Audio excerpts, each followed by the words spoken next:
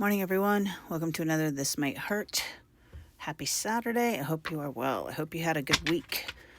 I hope that it was productive in all the ways that you wanted it and needed it to be. And even if that means it was just restful, that too is productive.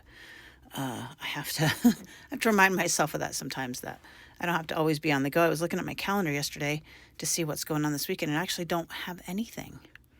And there's a panic and a liberation that comes with that. So, I'm not really sure.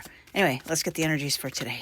We've got, look who's back, the Three of Wands. So Three of Wands being that waiting for your ships to come in, the progress, right? What progress are we waiting for, looking for, recognizing, but some level of progress that's happening. I still like the fact that the wands in this deck are for the most part always pens and pencils and the writing and because I actually just ordered two new books this morning that mercifully by Amazon will be here today. I have been doing a lot of audiobooks, but there's something about just reading an actual book that I kind of miss. So what's the progress? What progress are we making? But feeling like we're making progress, which is good because we're waiting for that return on investment, if you will. Yeah, I like that. The return on investment. And maybe you're starting to see it. Maybe it's not even about waiting for it, but maybe you're just starting to see it. Like she can actually see those ships coming, right? And she knows they're coming. And there's no doubt in her mind that the things that she's doing today, she will thank herself for tomorrow, which is something I learned from Chase Hughes this week about doing something today that your future self will thank you for. I actually used that in my group as the question yesterday, and it was interesting because everybody had a really hard time answering it. They could answer big things like, oh, I'll forgive myself, or I'll show myself grace, or all these big things, right? And I was like, yeah, but what's a little tiny thing you can do today that your self tomorrow will thank you for? And they had such a hard time, you guys. I thought it was really interesting. To the Lovers on its side. So we've cut this energy as it's coming. And you know me, I'm going to see this as self-love. And I think that's literally what the metaphor of the story I just told you, right? I want to do something today that my future self will thank me for, but I don't know what that is. I don't know what that is because I don't know who tomorrow me is. Who is tomorrow you? Right? Who's the person that you want to be in the future? And what would that person thank you for? So maybe I will reword the question for my group next week, and maybe I'll reword it for myself, right? You say, what would future me want to thank me for today? Well, future me, if you don't have an idea of what future me is, right? If that hasn't been decided yet, then how would you know what to do today for that person to thank you? Interesting. I like that we're getting to know ourselves, and then once you get to know yourself and you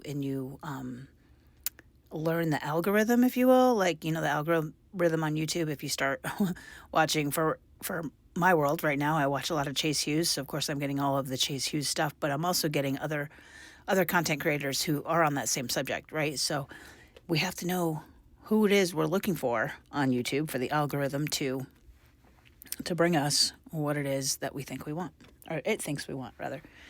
Anyway, you get the idea. I like it. So defining our future selves. We need to define our future selves. 10 of Pentacles, because what is your legacy?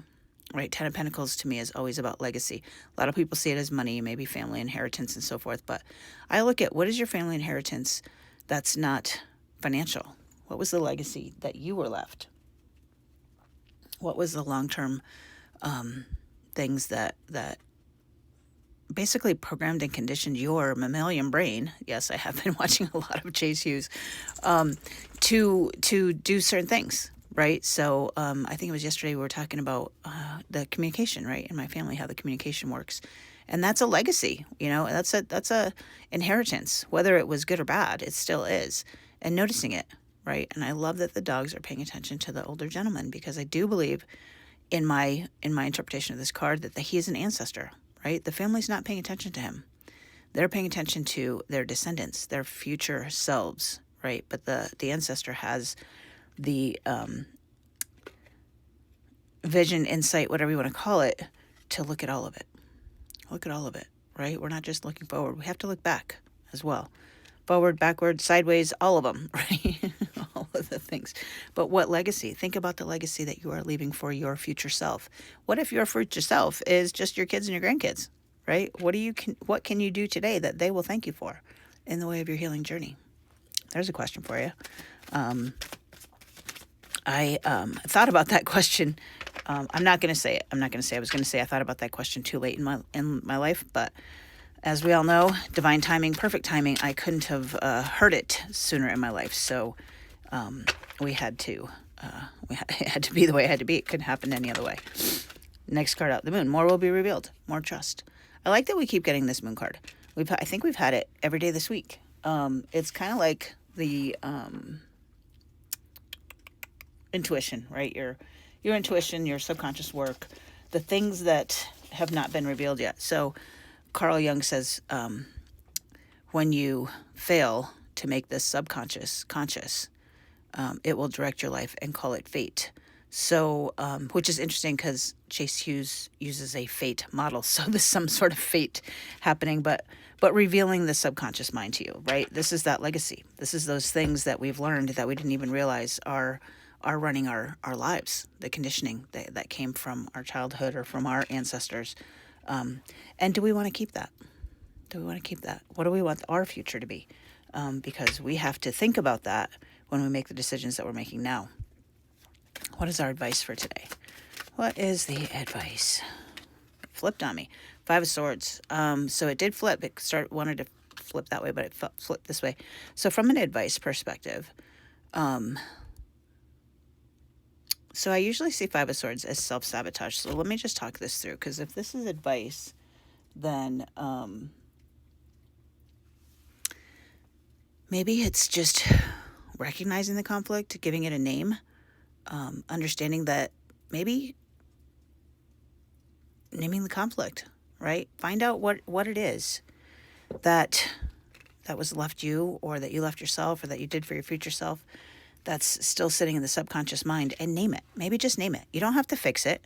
I tell my clients all the time, half the battle is just being aware that there's an issue, right? What's the first step in the 12 steps for addictions, right? I believe I was powerless over my addiction. Well, if you don't even acknowledge that there is an addiction, you can't even get to step 1, right? You have to name the thing. What is the thing that you want to name? Is it self-sabotage? Is it whatever it is, right? Whatever this thing is. So for me, okay, let's talk about the story I told you guys yesterday with the communication. I have to name that we have an unhealthy communication pattern in our family, and just name it and just notice it and say, okay, how is it unhealthy? And kind of map it out, like what causes these things, like we talked about yesterday. There's this underlying legacy, if you will, that whoever reaches out first loses. What is that? What is that? I have to name it. Where did that come from subconsciously? How did I create that belief? And then how can I change it? Well, I can't change it if I can't name it. So you got to name it. You got to name the thing. Figure it out. Notice it. Notice the thing. Give it a name. Give it an energy. And then we can manipulate that energy. We can change that energy for our best and highest good. But if we don't even acknowledge that it exists, we can't facilitate change, if you will. What you don't see coming at the bottom of the deck is the Knight of Swords. So fastest moving knight in the deck, communication. I've been talking this whole reading about communication, which I think is interesting because Swords is all about thoughts and words, and Knights are fast moving energies. And so the Knight of Swords is really quick communication. Maybe you'll get a text, maybe you'll get an email, maybe you'll send a text, maybe you'll send an email, but some sort of communication that's going to happen pretty quick here in the next day or two. So that was a lot of information. It felt like that was a 2-minute reading, and I'm looking down and I have about 20 seconds left. So I'm going to go ahead and leave it there, you guys. You take care, and we'll chat tomorrow.